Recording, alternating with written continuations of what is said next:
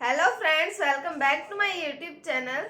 हम पढ़ रहे थे राजस्थान में किसान आंदोलन के बारे में। आज हम बात करते हैं आदिवासी आंदोलन या जनजाति आंदोलन के बारे में। तो चलिए शुरू करते हैं।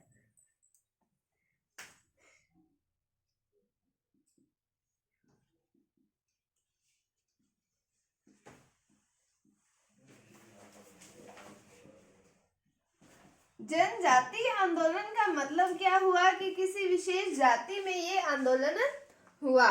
फिर हम अगर बात करें जनजाति आंदोलन, तो ये हुआ भील जनजाति और मीणा जनजाति के, इन दोनों के अलग अलग ये आंदोलन हुए थे। एक भीलों का हुआ था, दो भीलों के हुए थे और एक मीणा जाति ने आंदोलन किया था।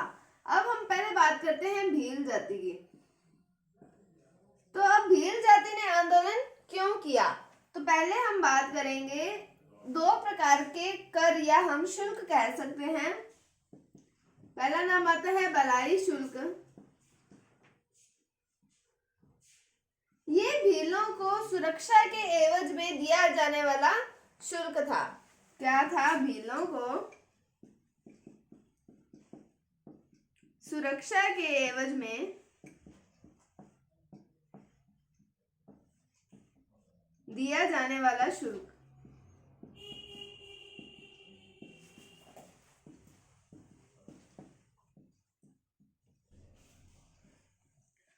अब फिर बात आती है, एक शुल्क है बराड़ शुल्क।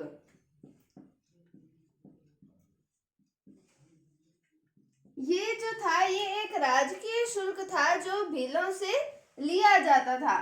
तो क्या है कि ये एक राजकीय शुल्क था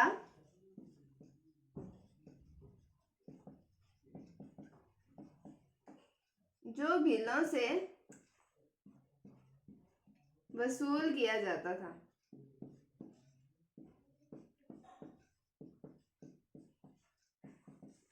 अब बात करते हैं, जब मैंने आपको प्रमुख राजवंशों के बारे में बताया था, तो उसमें मैंने आपको कईयों के बारे में बताया था कि इस शासक ने इस सन के अंदर अंग्रेजों के साथ सहायक संधि की, ब्रिटिश ईस्ट इंडिया कंपनी के साथ सहायक संधि की थी।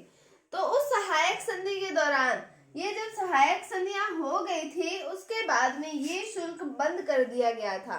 ये तो भीलों को दिया जाता था, ठीक है, ये शुल्क बंद कर दिया जो उनको दिया जाता था, और जो उनसे लिया जाता था वो चालू ही था, वो चल ही रहा था कि वो उनसे लिया जाएगा तो लिया जाएगा है। और ये जो उनको दिए जाने वाला शुल्क था ये सहायक संधियों के बाद बंद कर दिया था। इस कारण भील जनजाति में आक्रोश उत्पन्न था।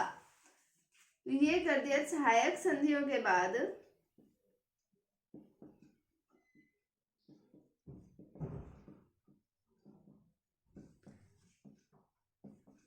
बंद कर दिया गया। तो दो रीजन तो होगी, ये एक बालाई शुल्क और एक बराड़ शुल्क। फिर हम बात करते हैं, यहाँ पर डाकन प्रथा का भी प्रचलन था।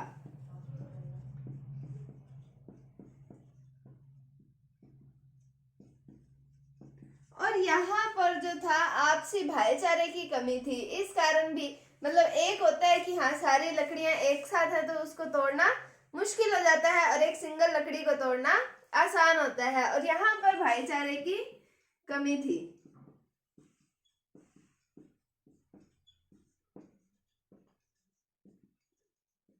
ये तो थे भीलों में जनजातीय आंदोलन उत्पन्न होने के कारण।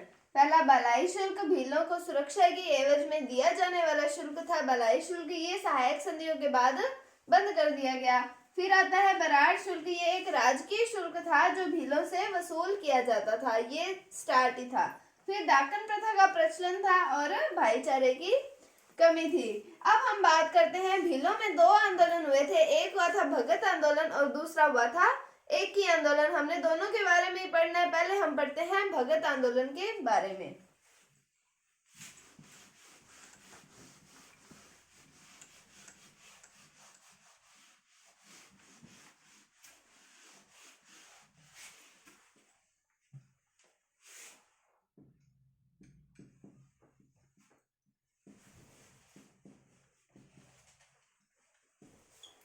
तो भगत आंदोलन, ये आंदोलन जो था सामाजिक उत्थान के लिए किया गया पहला आंदोलन था। सामाजिक उत्थान के लिए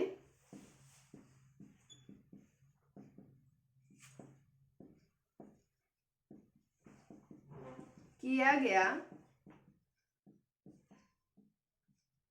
पहला आंदोलन। अब बात करते हैं इसके नेतृत्वकर्ता की। इसके नेतृत्वकर्ता के बारे में तो सारे ही जानते हैं, तो उनका नाम आता है गुरु गोविंद गिरी। गुरु गोविंद गिरी, इन्हें कहा जाता है भीलों का प्रथम उद्धारक।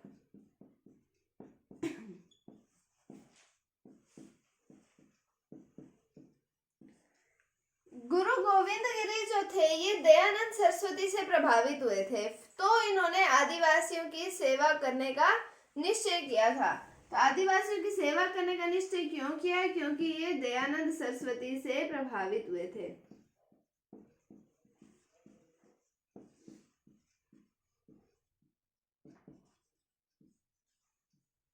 अब ये आंदोलन क्यों हुआ कि भीलों को राजनीतिक, सामाजिक और आर्थिक दृष्टि से ऊपर उठाने के लिए ये आंदोलन किया गया था। भीलों के राजनीतिक, आर्थिक और सामाजिक उत्थान के लिए ये आंदोलन किया गया था, तो और उनको अधिकार दिलवाने थे राजनीतिक, आर्थिक और सामाजिक रूप से।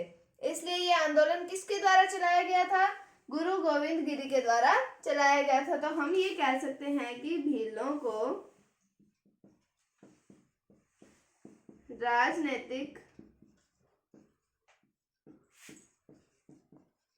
सामाजिक व आर्थिक अधिकार दिलाने के लिए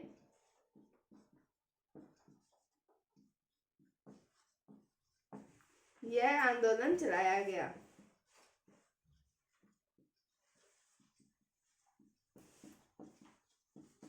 हम चर्चा कर रहे हैं भगत आंदोलन पर। हमने पढ़ा सामाजिक उत्थान के लिए किया गया पहला आंदोलन। फिर हम देखते हैं इनके नेतृत्वकर्ता की बात। हम जो भी हमने आंदोलन पढ़े हैं उनमें हमने क्या पढ़ा है कि ये आंदोलन क्यों हुआ, इसका नेतृत्वकर्ता कौन थे, इसका क्या परिणाम निकला और इसका क्या कारण था। तो उसके अंदर पहला हमने कारणों की तो बात कर ली कि क्यों कारण था कि मतलब भीलों ने आंदोलन किया। फिर सामाजिक उत्थान के लिए किया गया पहला आंदोलन था। नेतृत्वकर्ता आते हैं गुरु गोविंद गिरी। फिर ये जो है भीलों के प्रथम उद्धारक हैं, दयानंद सरस्वती जी से प्रभावित थे ये, और भीलों को राजनीतिक, सामाजिक और आर्थिक अधिकार दिलाना चाहते थे, इसलिए इन्होंने इस आंदोलन को चलाया था। अब हम इतना ही कह रहे हैं कि गुरु गोविंद गिरी ने इतना किया इनके लिए, भीलों के लिए, तो हम थोड़ा सा इनके बारे में भी पढ़ ही लेते हैं। तो इनके जन्म की बात करते हैं। इनका जन्म हुआ 1858 ईस्वी में डूंगरपुर में। डूंगरपुर में भी एक स्थान आता है बांसिया नामक स्थान।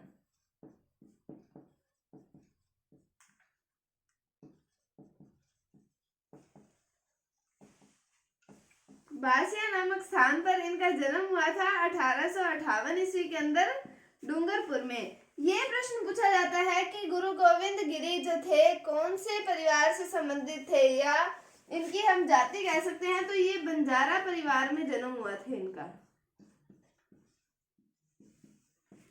यहाँ से सीधा सीधा प्रश्न उठ जाता है कि गुरु गोविंद गिरी जो थे वो कौन से परिवार से संबंधित थे, तो ये बंजारा परिवार से संबंधित थे। अब हम वापस लौट आते हैं भगत आंदोलन पर। आंदोलन तो करवाएं इनका।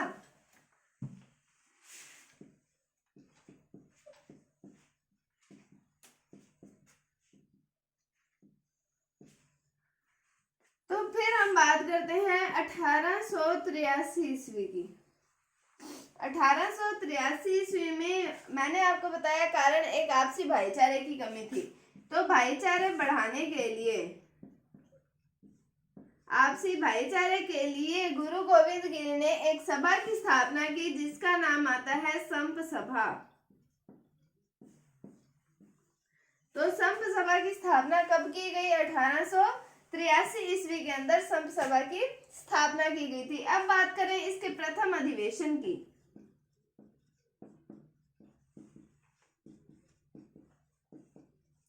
इसका प्रथम अधिवेशन हुआ 1903 ईस्वी में।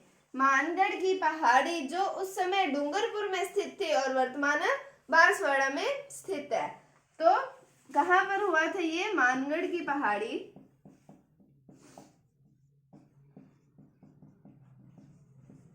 जो वर्तमान बांसवाड़ा में स्थित है और उस समय डूंगरपुर में स्थित थी। तो यहाँ पर ये अधिवेशन हुआ था और यहाँ पर ये तय किया गया था कि हर वर्ष इस संप सभा का आयोजन किया जाएगा, इसका अधिवेशन बुलाया जाएगा। तो संप सभा की स्थापना 1883 ईस्वी में किसके द्वारा? गुरु गोविंद गिरी के द्वारा की गई थी।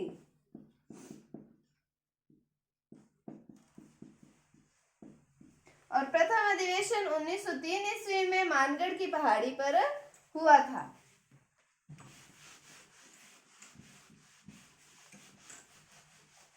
अब बात आती है 17 नवंबर 1913 ईस्वी की। जो मेन मोस्ट इम्पोर्टेंट बात आती है भगत आंदोलन की, वो आती है 17 नवंबर 1913 ईस्वी की। यहाँ पर संप सभा का अधिवेशन मैंने आपको जैसे बताया कि हर साल चलेगा, तो ये हुआ मानगढ़ की पहाड़ी पर।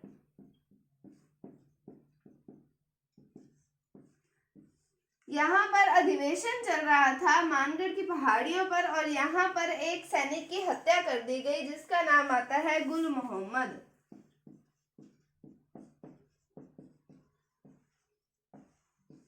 जब मैंने आपको क्रांति के बारे में बताया था तब मैंने आपको बताया था कि यहाँ पर जो बटालियन आती है उसका नाम आता है मेवाड़ भीलकोर बटालियन। और फिर इसके सैनिकों के द्वारा जो सभा चल रही थी उस पर चलाई गई गोलियां और यहाँ पर लगभग 1500 व्यक्ति मारे गए थे। 1500 भील जो थे वो मारे गए थे। इसके अंदर ये था मानगढ़ हत्याकांड के बारे में कि 17 नवंबर 1913 ईस्वी को कहां पर सभा चल रही है? मानगढ़ की पहाड़ियों पर। और यहाँ पर गुल मोहम्मद नामक व्यक्ति जो हैं उनकी कर दी जाती है हत्या। और फिर इस कारण मेवाड़ भीलकोर के जो सैनिक हैं उन्होंने सभा पर चलाई गोलियां और यहाँ पर 1500 भील लगभग मारे गए थे। ये क्या था? ये था मानगढ़ हत्याकांड। इसे कहा जाता है राजस्थान का जलियांवाला बाग हत्याकांड। राजस्थान का जलियांवाला बाग हत्याकांड।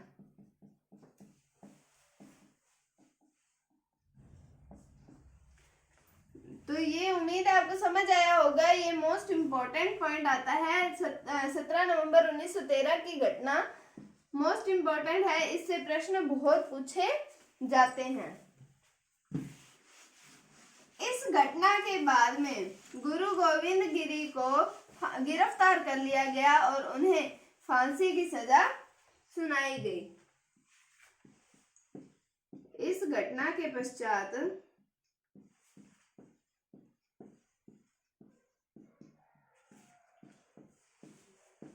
गुरु गोविंद गिरी को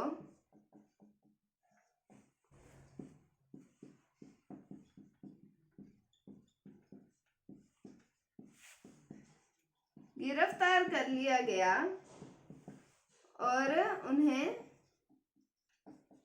फांसी की सजा सुनाई गई।